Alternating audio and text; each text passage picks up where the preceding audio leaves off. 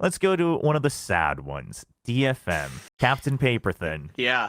I mean, what happened? I mean, they have a good ascent. That's Yeah, clear. that's my notes. Once again, the one-time ascent per year. I mean, I love the way they handled their attacker side on ascent. Like, they were doing a great job of baiting out util, working the map, like throwing misdirection all over the place, like using the neon to create question marks about where they were on the map, and like really good stuff. And then they just like don't do that on other maps as well, and it's like really perplexing, because they clearly, like, when they're really well prepped for a map, you can tell, and it's like Cess has so much confidence in his calling, like they have great planned executes, their utils on point, like it's like reminds me of their Abyss back in Kickoff and things like that, where I'm like watching it and I'm like, man, you guys really know your stuff.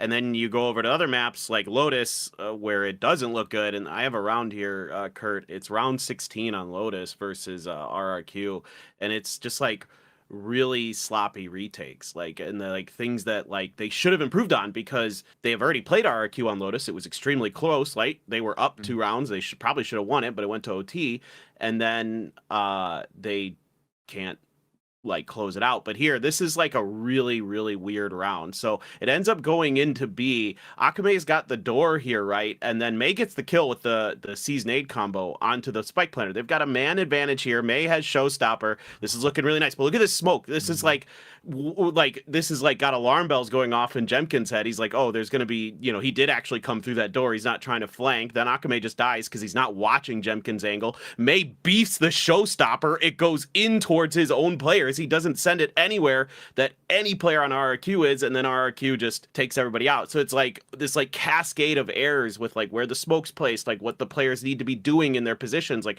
if Akame can hold Jemkin off in that near that smoke, then he can maintain that flank angle and potentially make that retake a little bit more doable, even with May screwing up the Showstopper. But it's like the bigger thing here is like, on top of all the little mistakes, it's like their nerves. Like they don't have that killer instinct to like get in there and, you know, be like, we're gonna take this over and we're gonna win because we know we're better. They're cautious, they're nervous, and you can see it in their gameplay in some of these high pressure moments. I think you go. I was just gonna say that I think that DFM, they have like multiple different issues, but I think one thing for me was, again, thinking about this team in Kickoff, and like they were a pretty good team, a solid team, and where they are now, I think the neon nerf has to help this team. Because Akame's neon, it's not even always his fault, by the way. I mean, sometimes it definitely is his fault. Sometimes he's just running in and he thinks, I just got to go crazy all the time, and he doesn't have the aim to back that up all the time. And so he just ends up looking stupid. But sometimes it's his team's fault. Sometimes there was moments in that Lotus map in particular where he's zooming ahead, and I'm like, there was one when they're going for like an aggro C on defense side, and like he's gone in, and everyone else is just completely baiting him. Yep. There's 3 people also there, like aggroing C, but they just don't even bother peeking. So he just dies, and then the 3 of them retreat. His neon isn't great, and he's actually been like, if you look at his stats as well, like his stats on when he's not playing neon are still good. Like he's still doing perfectly reasonably well when he's not having to play neon. But they're playing him on neon on so many of these maps, and I think he's struggling. And then, like, for instance, I think on Lotus as well, like he's taking like 8 first duel. He's like 2 and 6, 2 and 8 on Lotus and first kills, first deaths or something. And it's like, you just want May taking first duels. Like, you don't want this guy taking first duels. Like your team should be set up May for the first kill and set him up for the second kill and the third kill and the fourth kill. That should be DFM's game plan. And I just feel like the neon nerf has to. Was May 6-0 there? Did I just read that right? Yeah, he was. Kills. So he's 6-0, and Akame's 2 and 8. That should tell you all you need to know. That's all you need to know. That's what your team should be. But it's not right now because Akame's zooming miles ahead of everyone. There's a couple of teams like this. I'm going to piggyback on both your points there. There's a couple of teams like this where people keep on asking me in chat, like, what's wrong with DFM? This also works for RRQ as well. I would say, like, if you look at their neon player and you don't consider him, like you're not even considering him to be in the top 10 list of best neons, then I think they just got to scrap it off and go for comfort, because you're just going to get beaten by these other teams. So that's like my thing where, yeah, I don't think they struggle with the meta. So the RRQ, I think that's like a big issue for them. They struggle with this meta. They don't have that prevalent neon player, and you kind of need that at the moment. And then to back on your thing, Paperfin, as well, it's like their afterplants and retakes, man, on Lotus. Like it's just not there. They're just not together. How much do you think this was RRQ eventually waking up, which obviously is a problem in and of its own because they've always had slow starts this entire stage? Or was it DFM just not, having the setups and the prep and the skill level? For me personally, it's like, at least if I'm focusing on Lotus, it's more DFM. That's how I viewed it.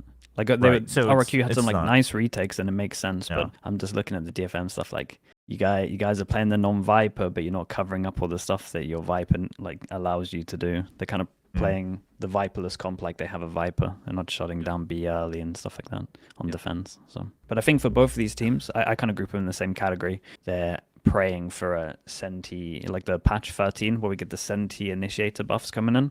They're just praying for some big enough buffs that they can play something different. Yeah, I think RRQ also, just if you think about their style before as well, like surely they benefit from that patch, right? Which presumably will be post-London with Initiator and Sentinels. But it's funny because, TMV, you mentioned DFM should, they should be helped by the Neon nerf, but I mean, so will a lot of other teams, right? Like, how are we? Is DFM on? Are they gonna get better? It's a bit of a disappointing ending. If you're paper thin and you want the full copium take, Yeah. you can say that they, in kickoff, in a different meta, they were pretty close. They weren't that far away, right? And maybe there exists a meta that's even better for them. Maybe there exists a meta that will come about because of the initiator buffs or whatever that suits them even better than that Yori one did. And, they can find something. I'm not saying it's gonna happen. I don't think it's likely to happen. But I think that this just wasn't going to work for them. It just wasn't going to work. The solution that they found, it's interesting because Frost was talking about how Pacific, the playoffs, Pacific's so strong right now.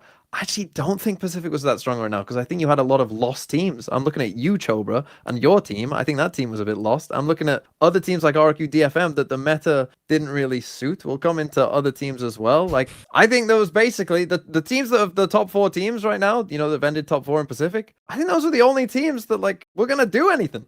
Yeah, I mean that's essentially why we were talking about, because we were on the same page about KRX, and we were just like I don't trust the people that they're beating right now. Like I don't think they've been tested. Yeah.